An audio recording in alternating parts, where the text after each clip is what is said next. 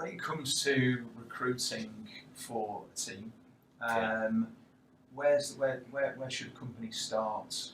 At what level should they start at, do you think? Yeah, I think this is something we were talking about the other day, because we were kind of thinking about this as a blog idea, as in, kind of what key people do you need in your team to get started on kind of an analytics project. I suppose kind of the most important, I guess, would be like the solution architect, in terms of starting on day one, working out, okay, what is it we're looking to deliver, what parts of the jigsaw do we need to actually make this thing work end to end. Yeah. Along with, I guess, the business analyst. Yeah, absolutely. I think the business analyst has to be somebody that understands data.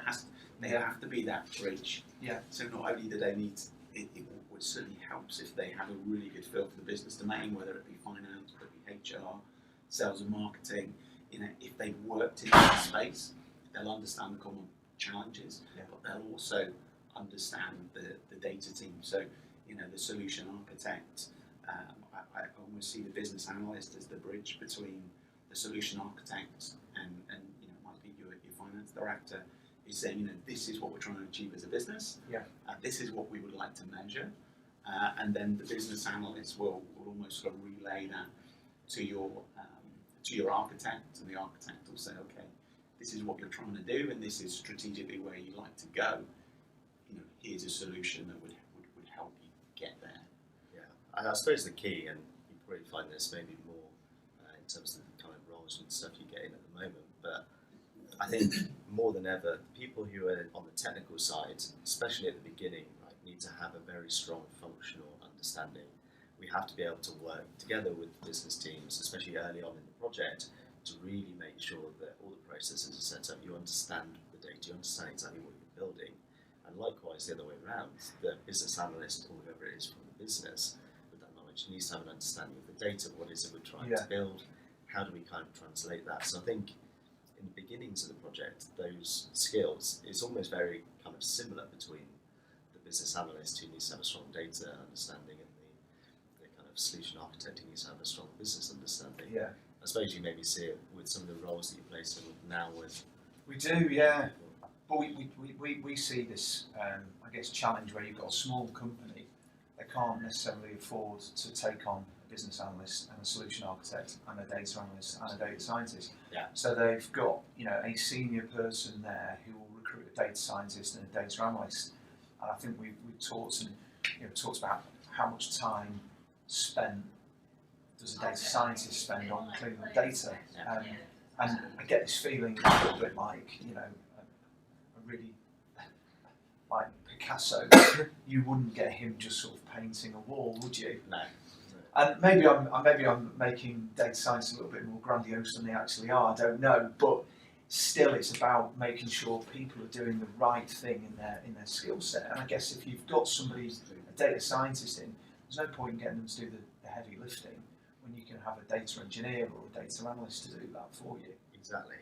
I think that's the key. If you have systems in place, and as we were talking about earlier, kind of automated processes, and lots of this is coming in now for kind of making manual tasks such as data cleaning. There's artificial intelligence which is starting to be used to automatically clean the data, prep the data. Actually, the more that you can automate that stuff and let the data scientists get on with their job, it's kind of the same with anything, right? If you've got like a manager, you don't want them taking all the notes for meetings and doing all that stuff, wasting time on the low-value tasks. It's the same concept, I suppose.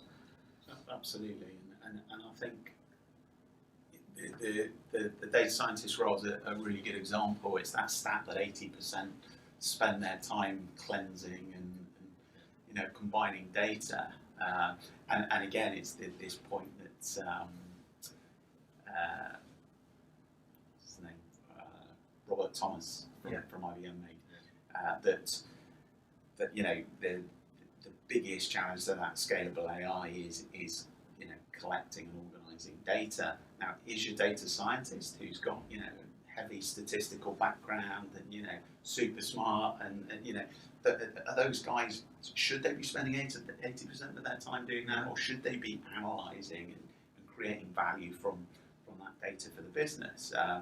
But for the smaller companies, it's a challenge, right? Because you've got all of these roles, and the blog Yeah. that we're going to post shortly, people will go, oh, I need all of those roles. But actually, so something that Peter Jackson and Caroline Carruthers talk about in their Chief Data Officer playbook, they talk about just making sure that people you do hire, they use the term data cheerleaders. So people who've got curiosity to learn more about the business and about data and people who innovate, but people who are going to go out and build the case for why data is important and how it can add value in that business. So I would say, if you can't afford all of those resources, maybe get someone that can build Power BI reports and learn a little bit of DAX code to just get people excited and somebody that's passionate and enthusiastic about it. And I think once you can start to illustrate value from doing those more basic tasks and even using, like I say, Microsoft Flows to automate things, it doesn't even need to be Flows, right? But also a tool like that. Existing BI tools have got capabilities to create alerts and do certain things, and there's lots of ways you can simplify. So, but I think regardless of who it is from a recruitment perspective, I just say make sure those people are passionate and make sure they're good communicators. I think that's really, really key. Do you see yourself as data scientists yourself? I wish I could give myself a grandiose term like data scientist. I think I wouldn't call myself a data scientist. My partner actually is a data scientist, so I know that if she's watching me, there's no way I can claim to get away with it. I'm not going to get away with it, I'll get called out. But I think, so I would class myself as kind of a data engineer and kind of more working, work stream lead kind of roles on projects. But I think the key is for companies to start thinking about how, making sure they don't run before they can walk. Yeah. So they need to get the data in place to actually be able to get the most value out of AI. So this is about building foundations, building a scalable data warehouse, somewhere where you can actually store your data, things are correctly, basics like master data, making sure your customers, your products, you know what they are, you don't have it in lots of different systems, lots of different places.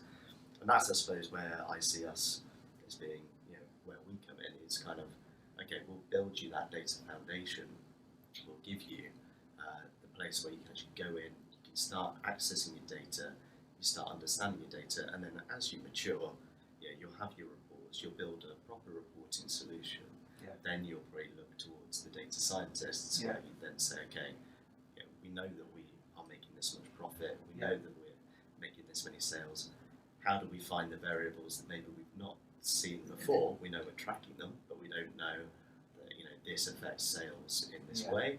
Yeah. That's where then you start to bring those data scientists in, and I suppose that's how the two link together really. Yeah. So I see Snap Analytics and where we come in. It's about that collecting and organising of information. Yeah. So what that does, it enables your scalable AI. It enables your analysts who are out in the business trying to make sense of data as well. And I think, historically there's been this almost divide. We're going to go and build a data lake and do some data science, or we're going to get Power BI and just build some reports without, because collecting and organising information, it's not sexy, right? Whereas if you've got a dashboard, you're building AI, we're doing AI, it's great. I think what often gets forgotten is actually the collecting and organising of information is really, really critical if you want to do self-service analytics or AI at scale.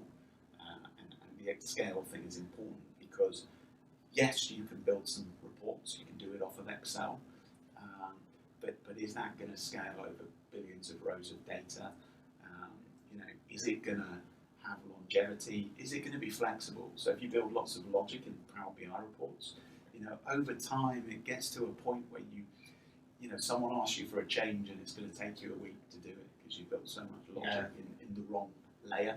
And actually, fundamentally, if you've got kind of three people telling you different sales numbers for the same thing, then you get yourselves into a real mess and end up spending so much time trying to work that out. And that's often what happens, right? Someone goes away and they build their Excel because they don't have the platform to be able to get the data themselves. Someone else goes, builds a Power BI report, does the same thing, but with lots of different logic.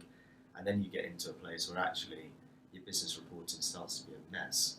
I think that's the point, right? Get the foundation layer in place. Everyone knows the core data they're working from. It's correct, it's validated. There's kind of a clear lineage. You can trace the data. It's auditable, and then you can start doing your AI and your data science and stuff on top of that. So the message is get the basics right, get the foundation in place, Yeah. make sure that your data's in a reasonably good format and, Yeah. and it's good quality. Yeah. And do the simple things right, basically, yeah? Yeah, basically, it's not a new concept. No, it's not. That's It's, why it's you know, maybe we're preaching the same old stuff, but actually it's still important. Right? There's still big businesses that are not using a common data platform. There's so much more data being created that the need for this is still probably more important than ever. yeah. And I think what you were saying about kind of small companies, it's the same with big companies, right? Hiring data scientists to try and tackle a particular problem, but actually, they're trying to cheat the system. They're trying to get to the latest step, but they waste the time. Trying to clean the data, bring the data together, all of that stuff. Just get the basics. Yeah, right. yeah. And I think, although it might be the same old stuff, I think the problem gets bigger, but the solution gets easier. So what I mean by that is the problem of having to join data from lots of different sources. You've now got lots of external sources and APIs. You've got on-premise systems. You've got SaaS solutions. You've got the likes of Salesforce and Workday now.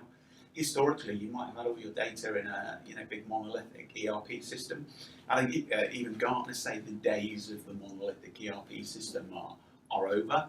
What does that mean? It means the data's in more places now, not fewer. So you need a platform where you can join it together more than ever.